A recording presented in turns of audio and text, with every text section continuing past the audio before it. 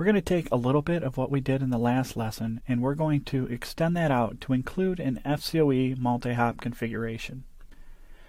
We're going to keep the configuration that we had on the Nexus 5548A, which is using VFC 400 as an F port or a VF port in FCoE to connect to a server. We're then going to link the Nexus 5548B to Nexus 5548A over Ethernet 125, and we're going to allow our VLAN 400 over that link and create two new VFCs, VFC 10, which are going to be E-ports or virtual E-ports on those switches. FCoE has to be configured on a hop-by-hop basis. That's why we're configuring the F port between the host and the switch, and we're going to have to configure two E-ports, one on each switch, so that those virtual E-ports can come up and talk the fiber channel over Ethernet protocol.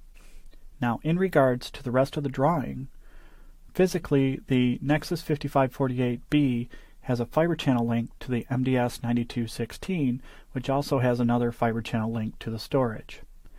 The fiber channel links between the two switches, again, would be E-ports, and the fiber channel link between the storage would be an F port on the switch side and an N port on the storage side.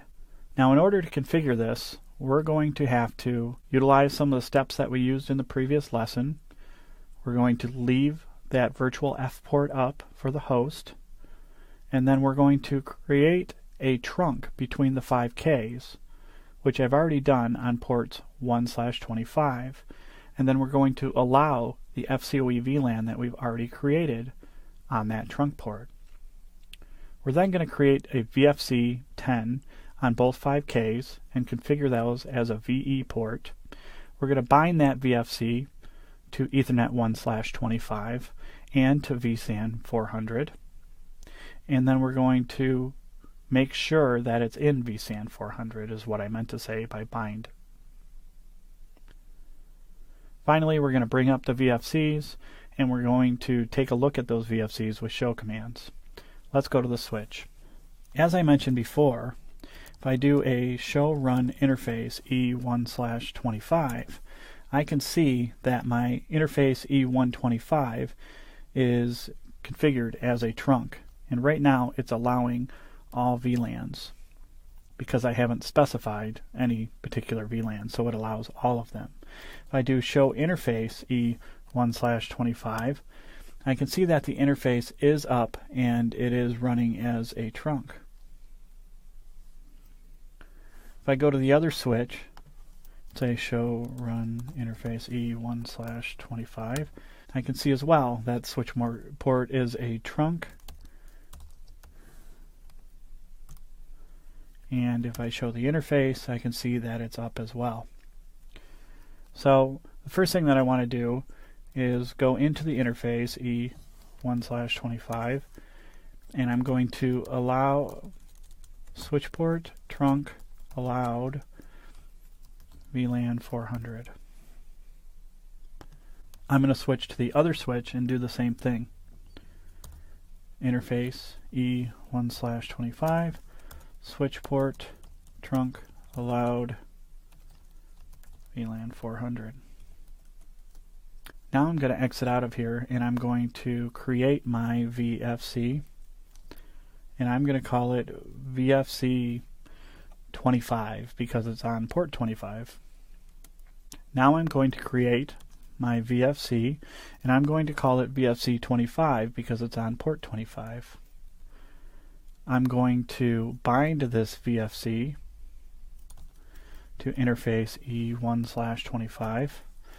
I'm going to say switch port mode E because it's an E port, and then I'm going to exit.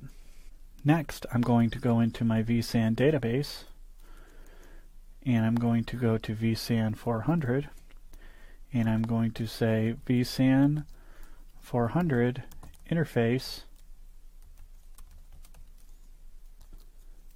VFC 25. So now my VFC is in that vSAN, configured it as an E port, and I am ready to go.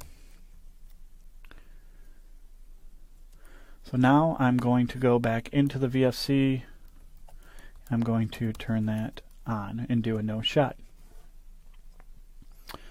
I'm going to go to the other side and do the same thing. I'm going to exit out of Ethernet 125. I'm going to go to my interface VFC 25. I can make them the same because it's locally significant. I'm going to bind to Ethernet 1/25. So when that port comes up, this VFC will come up.